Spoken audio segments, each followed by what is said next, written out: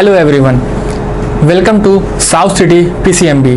आप सभी का हमारे चैनल साउथ सिटी पीसीएमबी पे एक बार फिर से बहुत बहुत स्वागत है। मैं अजीम शमीम, आपका दोस्त, आपका मेंटर, जो क्लास 9 की क्लास ले रहा हूँ इस टाइम। हम लोग ने क्लास 9 का जो चैप्टर स्टार्ट किया था, पहला वाला नंबर सिस्टम, इस पे ऑलरेडी 3 पार्ट्स हम लोग कर चुके हैं। आज हम लोग चौथे पार्ट पे हैं, 4th पार्ट पे। अभी तक हम लोगों ने इस चैप्टर में ये देखा है कि रैशनल नंबर क्या होते हैं और इर्रेशनल नंबर क्या होते हैं। बेसिक डिफिनेशन देखी है इन लोगों की, और टाइप्स ऑफ नंबर्स की डिफिनेशन देखी है, और उस पर बेस्ड कुछ क्वेश्चंस किए हुए हैं। आज हम लोग इर्रेशनल नंबर के बारे में थोड़ा और पढ़ेंगे, थोड़ी और डेप्थ में जाएंगे कि इर्रेशनल नंबर क्या होते हैं। साथ ही आज हम लोग ये भी देखेंगे कि बहुत सारे इर्रेशनल नंबर को अगर हमें नंबर लाइन पे प्लॉट करना हो तो वो कैसे होगा। लास्ट क्लास में मैंने √2 और √3 को नंबर लाइन पे प्लॉट करने का एक तरीका बताया था। आज हम लोग और नंबर देखेंगे, जैसे √5, √6, √7, √10। इन नंबर्स को नंबर लाइन पे कैसे प्लॉट करेंगे, आज हम लोग ये सीखने वाले हैं। फिलहाल आगे जाने से पहले हम लोग एक काम करते हैं कि अपनी अगली एक्सरसाइज 1.2 पूरी कर लेते हैं, जिसमें सिर्फ 3 क्वेश्चन है। पहला क्वेश्चन और दूसरा क्वेश्चन पूरा थ्योरेटिकल है और पूरा कॉन्सेप्चुअल है। Theoretical plus conceptual. कॉन्सेप्चुअल वो है जो मैं ऑलरेडी आपको एक्सप्लेन कर चुका हूँ कि कौन से नंबर क्या होते हैं, कौन से नंबर किसके अंदर आते हैं, बस उसी पे बेस्ड है। जैसे कि पहला क्वेश्चन जो है, every irrational number is a real number. इसके बारे में आप लोगों को मैंने पहले बहुत ही डिटेल में एक्सप्लेन कर रखा है, यहाँ पे सिर्फ क्वेश्चन है। जैसे every irrational number is a real number. Real number मैंने क्या बताया था, क्या होते हैं कि irrational number plus rational number plus irrational number, इन दोनों को अगर कंबाइन कर दिया जाए तो क्या बनता है, रियल नंबर। तो क्या ये पूछ रहा है कि every irrational number is a real number, क्या हर इर्रेशनल नंबर रियल नंबर होगा? तो यस, बिल्कुल। क्यों? क्योंकि रियल नंबर में हमारे दोनों नंबर आते हैं, तो इसलिए सारे के सारे इर्रेशनल नंबर रियल नंबर हो गए। और मैंने आपको एक बात और भी बता रखी है कि जो रियल नंबर्स होते हैं वो नंबर्स होते हैं जो नंबर लाइन पे प्लॉट किए जा सकें। नंबर लाइन प्लॉट की जा सके, इसका क्या मतलब हुआ? इसका मतलब ये हुआ कि दुनिया में जितने भी नंबर्स हैं सब के सब रियल नंबर हैं। तो आपसे अगर कोई पूछे कि क्या रैशनल नंबर रियल नंबर है, तो yes it is. Irrational number real number है, तो हाँ बिल्कुल है। फ्रैक्शन रियल नंबर है, तो हाँ बिल्कुल है। तो इसमें अब आप लोगों को कंफ्यूज नहीं होना है कि रियल नंबर क्या होते हैं, रैशनल नंबर क्या होते हैं, इर्रेशनल नंबर क्या होते हैं, और इन सब में रिलेशन क्या है। इसमें अब आपको कंफ्यूज होने की कोई जरूरत नहीं, क्योंकि मैंने इसमें काफ़ी डिटेल में आपको बता रखा है। नेक्स्ट क्वेश्चन है जो आपके एनसीईआरटी में दिया है, every point on the number line is in the form of √m।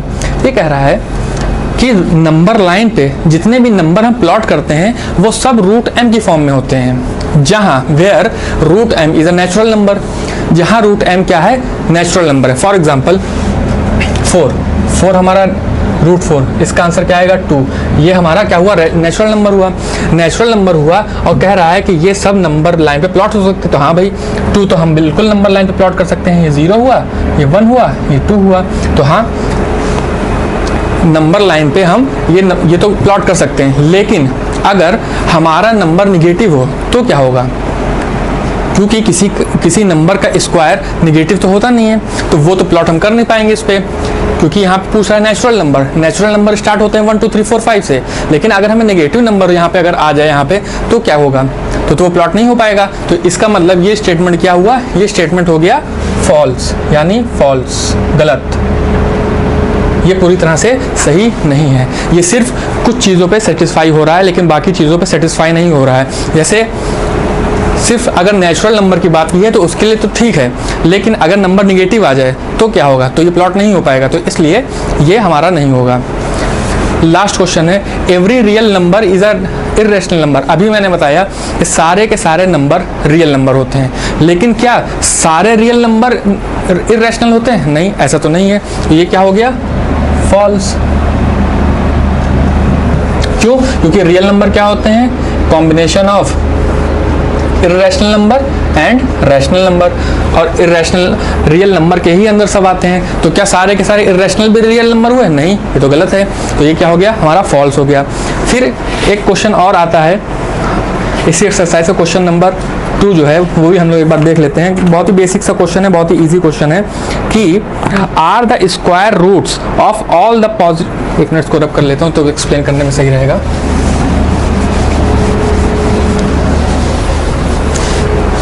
जो सेकंड क्वेश्चन है इसका वो कुछ ऐसा है, are the square roots of all the positive integers irrational.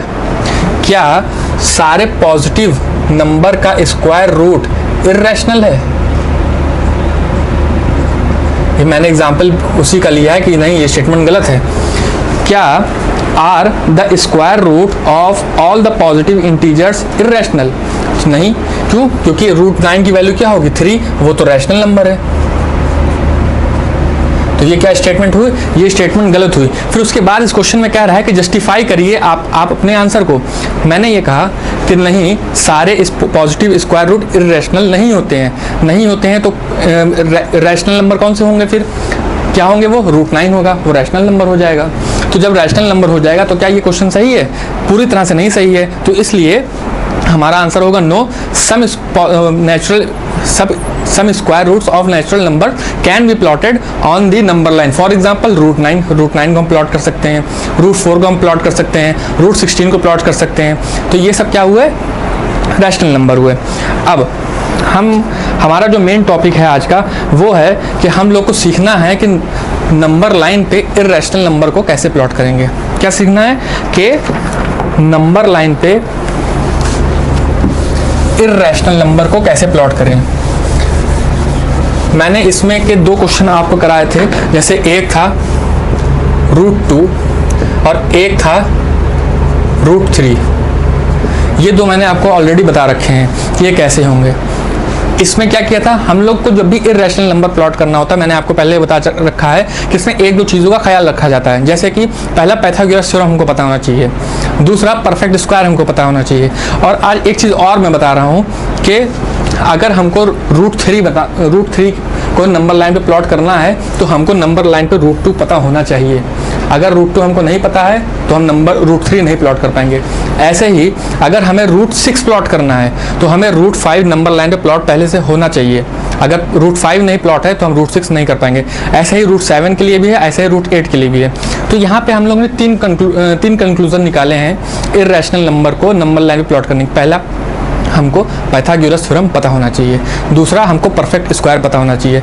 तीसरा, कि अगर हम जो नंबर को प्लॉट करने जा रहे हैं क्या उसको प्लॉट करने के लिए कोई और नंबर भी पहले से उस पर होना चाहिए। तो हाँ, जैसे कि फॉर एग्जांपल रूट 3 के लिए, रूट 3 में क्या कहता है कि रूट 2 जब तक प्लॉट नहीं होगा तब तक हम रूट 3 नहीं प्लॉट कर पाएंगे। वैसे रूट 6 क्या कहता है कि रूट 5 जब तक प्लॉट नहीं होगा तब तक हम रूट 6 प्लॉट नहीं कर पाएंगे नंबर लाइन पे। आइए देखते हैं एक एक करके कि वो सब कैसे होंगे। फॉर एग्जांपल हम लेते हैं पहला रूट 5 को। अब हमको इसको प्लॉट करना है नंबर लाइन पे। नंबर लाइन हम पहले एक बना लेते हैं। ये हमारी नंबर लाइन होगी।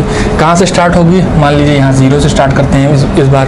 0 1 2 3 4 एंड सो ऑन, जहाँ तक आप ले पाएँ। इसको नंबर लाइन को बनाने में ये ध्यान रखना है कि इन दोनों की सबके बीच की डिस्टेंस या दूरी सेम होनी चाहिए। और यूनिट पे हमको खास ध्यान रखना है कि अगर हम इसको सेंटीमीटर ले रहे हैं तो सब बाकी भी सेंटीमीटर ही लें। अगर मिलीमीटर मान रहे हैं तो बाकी सबको भी मिलीमीटर ही माने। ठीक है, इसलिए मैं यहाँ पे अभी सिर्फ ना सेंटीमीटर का नाम लूँगा ना मिलीमीटर का नाम लूँगा। मैं यहाँ पे सिर्फ यूनिट का नाम लूँगा कि इतनी यूनिट पे प्लॉट करना है। जैसे कि अब हमें रूट 5 को हमको प्लॉट करना है तो रूट 5 को क्या करना है? पहली चीज़ क्या है कि हमको पाइथागोरस थ्योरम पता होना चाहिए। हमको ये पता होना चाहिए कि पाइथागोरस हम ऐसे कैसे लगाएं कि हमको हाइपोटेन्यूस में रूट 5 मिल जाए। हाइपोटेन्यूस में रूट 5 मिल जाए तो हाइपोटेन्यूस का square is equal to base square plus perpendicular square. एक चीज़ और ध्यान रखनी है कि जब इर्रेशनल नंबर को नंबर लाइन पे हम प्लॉट कर रहे होंगे तो हमेशा परपेंडिकुलर को 1 लेंगे। परपेंडिकुलर को हमेशा 1 लेंगे। तो चलिए हम इसको 1 ले लेते हैं। तो ये क्या हो गया? 1 का स्क्वायर प्लस, अब ये सोचिए कि यहाँ पे जो बेस हमारा होता है उसको ऐसा क्या लें कि यहाँ पे रूट 5 आ जाए। तो एक चीज़ तो ये होगी कि पाइथागोरस थ्योरम लगाना है। अब दूसरी चीज़ परफेक्ट स्क्वायर। रूट 5 के पास सबसे परफेक्ट स्क्वायर कौन सा है? 4 है। 4 परफेक्ट स्क्वायर है। इसका 2 का स्क्वायर क्या होता है? 4। तो यहाँ पे हम लोग क्या ले लेंगे? 2 का स्क्वायर, तो ये 4 हो जाएगा। और यहाँ पे हाइपोटेन्यूज का स्क्वायर है ये, तो 2 का स्क्वायर 4 प्लस 1 का स्क्वायर 1 इज इक्वल टू 5, ये हाइपोटेन्यूज का स्क्वायर। अब हाइपोटेन्यूज निकालेंगे तो रूट स्क्वायर हटाएंगे तो रूट लगाएंगे, तो हाइपोटेन्यूज आ गया √5। समझे कि हमको चाहिए हाइपोटेन्यूज की जगह √5, तो हमको √5 हमको निकालना है यहाँ पे। अब परपेंडिकुलर हमेशा 1 लेंगे, परपेंडिकुलर हमेशा 1 ले लिया। अब हम ये देखेंगे कि यहाँ पर हम ऐसा कौन सा नंबर रख दें कि हमारा आंसर √5 आ जाए। तो हमें क्या देखना है कि अगर जो नंबर हमको निकालना है उसके पास सबसे करीबी परफेक्ट स्क्वायर कौन सा है, तो 5 के सबसे करीब परफेक्ट स्क्वायर कौन सा है, 4 है, जो किसका स्क्वायर है, 2 का। ठीक, तो अब हमें बेस की जगह क्या रखा है हमने, 2 रखा है, तो हम यहाँ पे 2 को प्लॉट कर लेते हैं नंबर लाइन पे 2।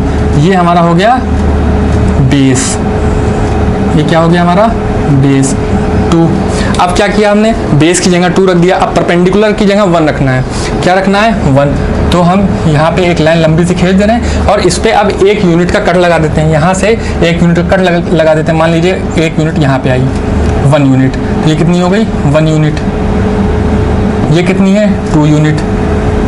अब हमको बेस भी पता चल गया, अब हमको परपेंडिकुलर भी पता चल गया। अब अगर हम इसको ज्वाइन कर दें यहाँ से यहाँ तक, तो ये क्या हो जाएगा हमारा हाइपोटेन्यूज हो जाएगा, और सी की वैल्यू कितनी हो जाएगी √5। ये मेथड है इर्रेशनल नंबर को नंबर लाइन पे प्लॉट करने का। अभी मैंने 2 चीज़ का इस्तेमाल किया है। पहला इस्तेमाल किया था पाइथागोरस थ्योरम का, दूसरा इस्तेमाल किया था परफेक्ट स्क्वायर का, तीसरा इस्तेमाल किया था कि हमेशा परपेंडिकुलर को 1 लेना है। अब चौथी चीज़, उसका यूज़ तब होगा जब हम √6 की बात करेंगे। जब हम √6 को प्लॉट करेंगे तो उसका इस्तेमाल होगा। वो क्या चीज़ है कि जब भी हमें कुछ ऐसा हमको मान के चलना है कि जैसे √6 हो गया, √7 हो गया, √8 हो गया, इन लोगों को जब नंबर लाइन पे प्लॉट करना है तो उसके लिए हमको √5 पहले से प्लॉट होना चाहिए। ठीक है, अभी ये खाली ये जो हमने ये √5 बनाया है यहाँ पे, ये अभी नंबर लाइन पर नहीं है, ये अभी हम यहाँ से क्या करेंगे, कंपास से ये डिस्टेंस मेज़र करेंगे।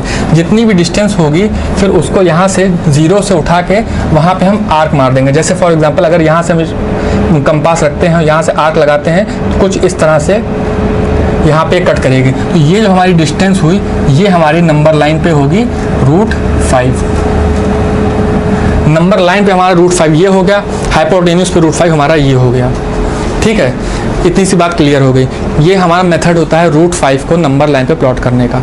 अब अगर हमें √6 प्लॉट करना है तो क्या करें, √6, मैंने क्या कहा अभी, √6 को प्लॉट करने के लिए हमें √5 प्लॉट होना चाहिए। अब सवाल उठता है कि क्यों भाई √5 ही क्यों प्लॉट होना चाहिए, √4 क्यों नहीं होना चाहिए, क्यों? क्योंकि हम फिर से वही पाइथागोरस थ्योरम अगर लगाएं, hypotenuse square is equal to base square plus perpendicular square, ये हमारा फॉर्मूला है। हमको यहाँ पे क्या चाहिए, √6 चाहिए। तो और ये हमने पहले ही मान लिया है परपेंडिकुलर कितना होगा 1, तो यहाँ पे हमने लिख दिया 1 स्क्वायर प्लस बेस। अब बेस की जगह अगर हम √5 लिख दें और उसका स्क्वायर कर दें तो क्या हो जाएगा, ये 5 + 1 इज इक्वल टू 6। ये कितनी वैल्यू आई, हाइपोटेन्यूज स्क्वायर की वैल्यू 6 आई, और हाइपोटेन्यूज की वैल्यू तब कितनी आएगी, √6। तो हमको क्या पता चला, हम लोगों ने इस एनालिटिकल मेथड से क्या प्रूफ किया कि √6 को प्लॉट करने के लिए हमको हमारे पास नंबर लाइन पे पहले से √5 होना चाहिए। अब हम लोग इसको नंबर लाइन प्लॉट करते हैं। कैसे करेंगे, जब हमारे पास ये √5 प्लॉट हो गया तो अब क्या करेंगे, जहाँ पे इसने यहाँ पे 1 यूनिट काटा था वहाँ से फिर एक परपेंडिकुलर लगाएंगे, 1 यूनिट का 1 यूनिट का परपेंडिकुलर। हम लोग 1 यूनिट का परपेंडिकुलर मान के ही चल रहे हैं, तो यहाँ से फिर एक परपेंडिकुलर यानी 90 डिग्री की लाइन हम लोग ड्रॉ करेंगे। तो वो लगभग कुछ ऐसे आएगी। यहाँ से हम लोगों ने ड्रॉ किया एक परपेंडिकुलर, कहाँ से इसको हम नाम दे देते हैं, जैसे इसका नाम हो गया A, इसका नाम हो गया B, इसका नाम हो गया C। तो अब C पॉइंट से फिर एक 90 डिग्री का परपेंडिकुलर हम लोग ड्रॉ करने जा रहे हैं। ड्रॉ कर दिया, ये कितना हो गया 1 यूनिट का, क्योंकि परपेंडिकुलर हम 1 मान के चल रहे हैं। फिर अब अगर हम इसको यहाँ से लेके इसको ऐसे जोड़ देते हैं फिर से, तो ये कितना हो जाएगा हमारा √6। ये कितना हो जाएगा √6। इस ट्रायंगल में हम A B C और ये D, नाम दे दिए।